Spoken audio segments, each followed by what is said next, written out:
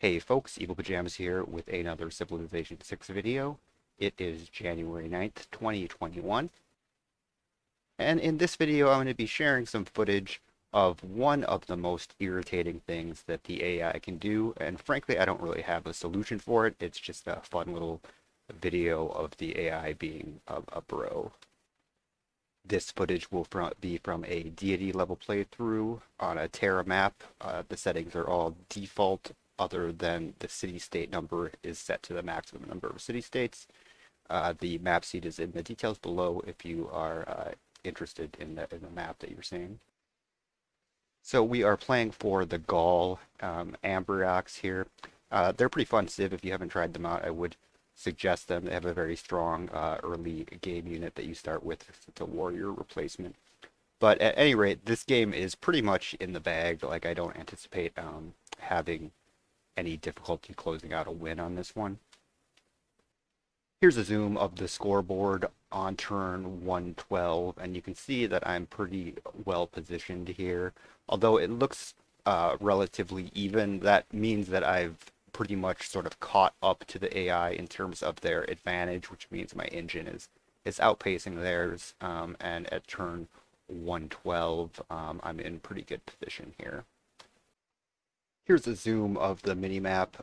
You can see that because of the Terra map that we are all sort of clustered in on one continent, and I drew the middle position straw there, which is actually sort of where I like to be in terms of setting up my preferred victory type, which is religious. So you can see that I have 5 cities, and that's just about on pace with what the AI has. At least it's visible. Most of them have 5 or 6 visible cities on the map. You may have noticed while I was talking there was a little pop-up to propose a World Congress emergency, and that is where our fun little rant begins. So Simone Bolivar has captured Johannesburg, and I happen to like Johannesburg's suzerain bonus, so I go ahead and propose that, even though I'm playing a relatively peaceful game. I think that city-state emergencies are one of the better emergencies that you could participate in, because that +1 gold per turn for each envoy is a pretty strong incentive to win that there. So the emergency passes, and we end up with just one other ally, Lautaro, so that is fine with me. I don't think that we need more than that. So the military strength number is not necessarily the most accurate thing in the world in terms of gauging if you were going to have the better force or not, but it's a good sort of guesstimate. And Lautaro's sitting at about 370, Simone Bolivar is at 390, and I'm sitting at about 290. So I think that it should be relatively easy to liberate the city. Now, Lautaro is to the northeast of my territory, and Simone Bolivar is to the northwest. The Johannesburg is pretty much directly north, little northeast of me. Now, you can see here that I initially start out at war with Chinguetti, who is allied with Simone Bolivar, but I have 4 free envoys, or not free, I guess unused envoys, that I can actually use to take away that suzerain status from Simone Bolivar and actually have them as my ally. And that is actually nice because Chinguetti actually sits directly south of Johannesburg on the map. So it's basically blocking, acts as sort of a buffer in between Simon Bolivar and Johannesburg in terms of getting troops. That's presuming that Chinguetti has any military presence, though. So in this instance, they don't, but it's still nice to get that little trade route bonus they give for suzerainty, which gives bonus faith on your trade routes. And they could spawn more troops as well.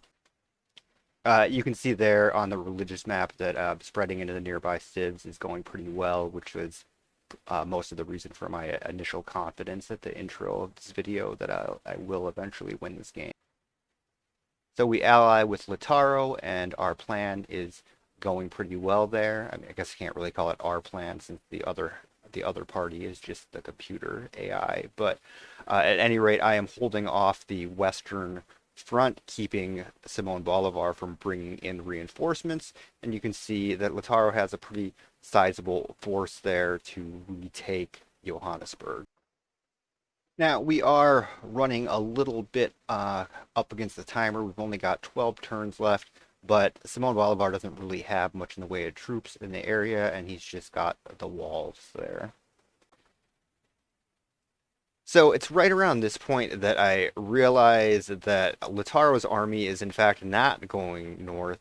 They're in fact, for some reason, heading straight over to Chinguetti, which, if you recall earlier, I spent 4 envoys on to take suzerain status of, and now my ally is attacking my city-state.